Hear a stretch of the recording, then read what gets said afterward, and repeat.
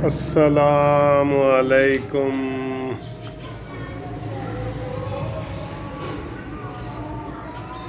میرے پیارے بھائیوں، دوستوں، عزیزوں، بہنوں، سب کو منصف اوان ایڈوکیٹ کا لاہور سے بہت بہت سلام، پیار، محبت۔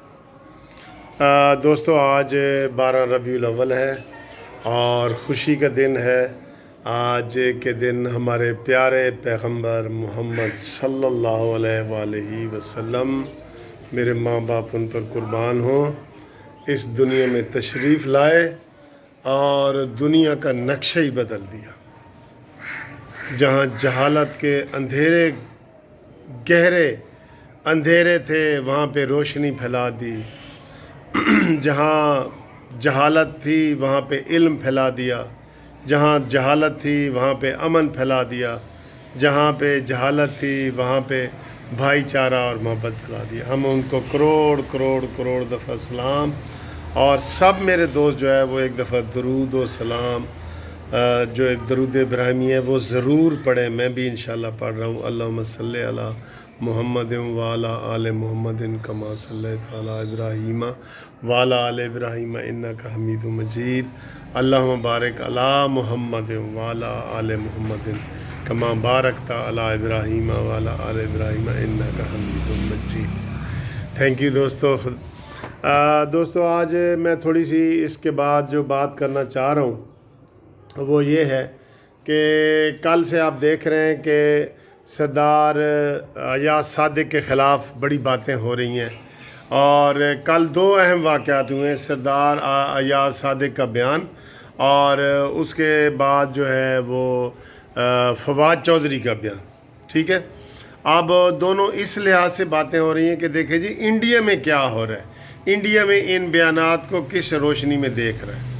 انڈین چینل میں نے بھی جا کے یوٹیوب پہ دیکھے، آپ بھی دیکھ لیں۔ سب سے زیادہ نیگیٹو جو پروپیگنڈا کیا جا رہا ہے وہ فواد چودھری کے بیان کا کیا جا رہا ہے کہ فواد چودھری نے یہ بیان کس حیثیت میں دی ہے۔ اس نے تو بالکل ہماری گورنمنٹ پالیسی کے اور ہماری جو افواج پاکستان کی پالیسی ہے اس کے بالکل ہی الٹ دے دی ہے، جس کی وجہ سے آج ہمیں بڑی شرمندگی ہو رہی ہے اور بڑی وضاحتیں دینی پڑ رہی ہیں۔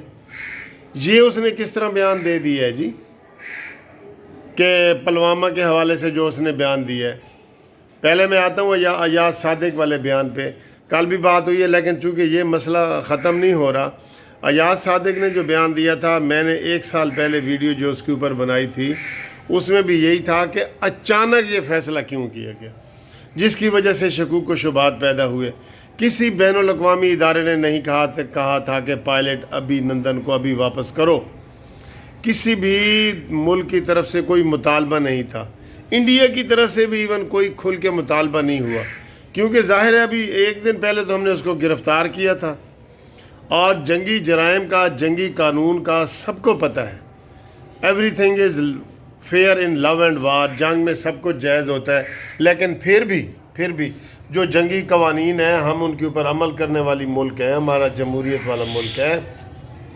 مجھے یہ بتایا جائے کہ کیا عمران خان نے کسی سے مشورہ کیا کہ بھئی ابھی نندن کو فوراً واپس کریں؟ میں نے اس وقت بھی کہا تھا کہ ہمارے اس وقت کرنل حبیب صاحب گرفتار تھے انڈیا کے پاس، نیپال میں جو گرفتار ہوئے تھے، ان کو برآمد کرایا جائے۔ پھر کشمیری رہنما ہمارے بیمار تھے، وہ گرفتار تھے، ان کو ہم سودے بازی میں جو ہے نا وہ کر سکتے تھے، کوئی معاہدے شرائط کروا سکتے تھے۔ ایسے ہی آپ نے پلیٹ میں رکھ کے ابھی نندن کو واپس کر دیا تو وہاں باتیں تو ہونی ہیں۔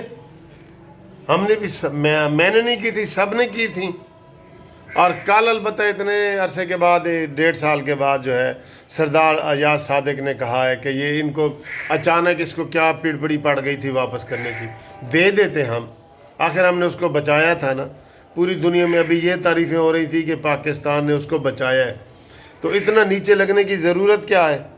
جب بھی عمران خان نے پہلی تقریر کی تھی کہ انڈیا جی 1 قدم بڑھائے گا ہم 2 بڑھائیں گے۔ کیوں 2 بڑھائیں گے بھائی؟ کیوں 2 بڑھائیں گے؟ ہم کو انڈیا سے کمزور ہیں؟ تب ویسے تو ہمارے بیان DGISP نے دیا تھا کہ انڈیا 1 میزائل پھینکے گا ہم 3 پھینکیں گے، اس ریشو سے ہم حملہ کریں گے۔ تو یہ بالکل غلط بات ہے. یہ صرف ذاتی عمران خان کی بات تھی کہ عمران خان کا یہ ذاتی ڈیسیجن تھا کہ فوری طور پہ جی ابھی نندن کو واپس کیا جائے. اب اس کے جو مرضی مطلب نکال لیں آپ, یہ بات نہیں ہے. ہاں جی, آئیں جی فواد چودھری صاحب کے بیان پہ. پلوامہ کے حوالے میں, جس میں تقریباً 40 کے قریب وہاں پہ بندے مارے گئے تھے, یہ ہمارے اوپر بڑا الزام لگایا, مودی نے لگایا, اور مودی نے وہ جو ایک شب خون مارا تھا, بعد میں بہانہ نکلا کہ وہ شب خون بھی مودی جھوٹ بول رہے, پاکستان پہ کوئی سرجیکل سٹرائک نہیں ہوئی تھی. شب خون یہ سرجیکل سٹرائک. تو اس حوالے سے پھر مودی پوری دنیا میں ننگا ہوا اور یہ جھوٹ ثابت ہوا کہ اس نے کوئی سٹرائک کی ہی نہیں. تو پلوامہ کا حملہ ہمیں دہشت گرد ثابت کرنے کے لیے انڈیا نے پوری دنیا میں پھیلایا کہ پلوامہ کے حملے میں پاکستان ملوث ہے, جبکہ پلوامہ میں ان کی اپنی انتہا پسند تنظیمیں ہندوؤں میں پتہ کتنی انتہا پسند تنظیمیں ہیں, ہم سے ڈبل ٹرپل ہیں, 3-4 گنا ہم سے زیادہ ہیں, مذہبی بھی اور دوسری بھی جو ہیں وہ بھی ساری. تو یہ اس لحاظ سے کہ یہ ان کا غلط بیان تھا کہ جناب پلوامہ میں ہم نے ان کو انڈیا میں ان کے گھر میں گھس کے مارا ہے. یہ جو ان کا بیان ہے نا اس کا فواد چودھری صاحب کا, یہ بالکل غلط ہے. اور میں آپ کو شروع میں بتا رہا تھا کہ انڈیا کس چیز کے اوپر وہ زیادہ رولا ڈال رہا ہے اپنے ملک میں, وہ فواد چودھری کے بیان کے اوپر ڈال رہے ہیں. آپ آج بھی دیکھ لیں کہ جی پاکستان تو مکر رہا تھا کہ ہم نے تو کوئی حملہ کیا ہی نہیں, تو یہ فواد چودھری ان کا وہ منسٹر ہے, اور اس نے کہہ دیا کہ جی ہم نے انڈیا کو سبق سکھایا تھا, اس کے گھر میں گھس کے تو اس کو مارا تھا. تو یہ بات اب اس کا کون ذمہ دار ہے؟ چلیں جی یہ تو اپوزیشن ہے, یہ سردار یا صادق وغیرہ, یہ اپوزیشن ہے. اپوزیشن کے بیان کو اتنی اہمیت نہیں دی جاتی جتنے گورنمنٹ کے بیان کو دی جاتی ہے. ٹھیک ہے, تو یہ آپ کہہ رہے ہیں کہ جی ایاز صادق صاحب معافی مانگیں, تو فواد چودھری صاحب معافی مانگ رہے ہیں. ایاز صادق نے تو عمران کا کہا تھا کہ عمران کو ایسا دورہ پڑا ہوا ہے, عمران کو دورہ پڑا ہوا ہے. لہٰذا یہ بات غلط ہے. کوئی اس ملک میں غدار نہیں ہے, کوئی اس ملک میں کوئی ایسی بات نہیں ہے, کوئی غداری کے سرٹیفکیٹ نہ بانٹو, بار بار کہہ رہے ہیں, ورنہ سارے سیاستدان ہی غدار ثابت ہو جائیں گے. تو پھر کلیاں اور گلیاں دے وچ مرزا رانجا یار پھرے گا, سنجیاں ہو جان گلیاں دے وچ مرزا یار پھرے, یہ والے حالات ہو جائیں گے. عمران خان بچ جائے گا اور جو غداری کے سرٹیفکیٹ دینے والے ہیں وہ بچ جائیں گے. یہ بات غلط ہے. بات پہ غدار, کوئی غدار نہیں ہے. 3 دفعہ کا وزیر اعظم رہنے والا, اس کی تقریروں پہ آپ نے پابندی لگائی ہوئی ہے.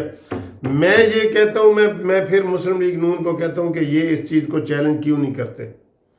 کیا عمران کے اس کیس کا کسی کو پتہ تھا جس میں کل یہ بری ہوئے ہے؟ عمران خان, اس میں اسد عمر کے اوپر فرد جرم لگ رہی ہے, اس کی تقریریں آ رہی ہیں. اس میں یہ شاہ محمود قریشی کے اوپر وزیر خارجہ بنا ہوا ہے, اس کے اوپر آ رہا ہے.